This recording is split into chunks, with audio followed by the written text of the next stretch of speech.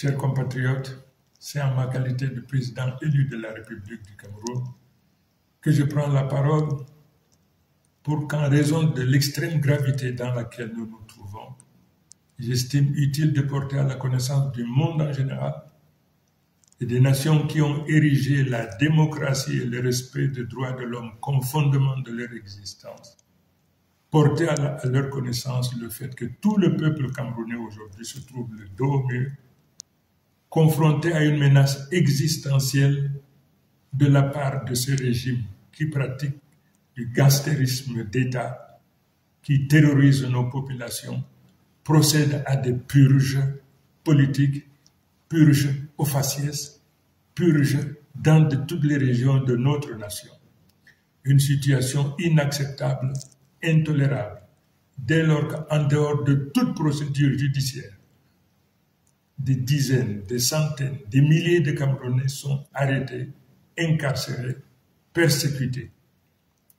Je voudrais donc également attirer l'attention de tous les Camerounais, mais en particulier de tous ceux qui ont foi en Dieu, du sacrilège, de la profanation auquel s'est livré le président Biya lors de la soi-disant prestation de serment.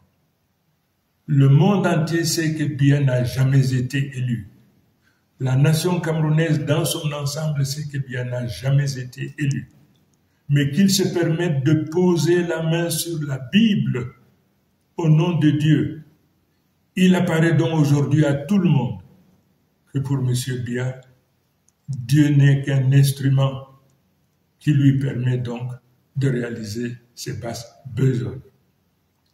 Je voudrais donc dire à ce régime qui pratique du gangstérisme d'État, qui se livre à du terrorisme d'État, qui arrête à tour de bras, qui procède à des purges ethniques, des purges au faciès sur l'ensemble du territoire.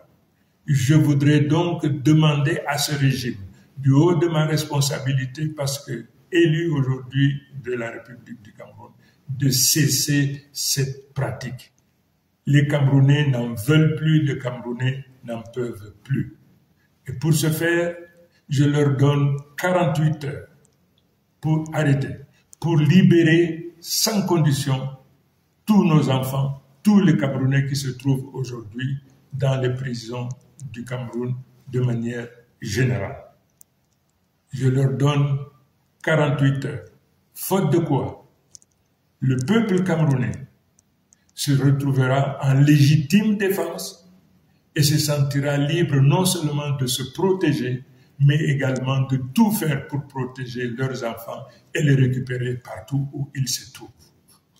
Voilà l'information cardinale que je me devais de porter à la connaissance de tout un chacun, mais en particulier, une fois de plus, le divorce désormais qu'il y a entre le président Biya et les religieux, quelle que soit leur obédience. Je vous remercie.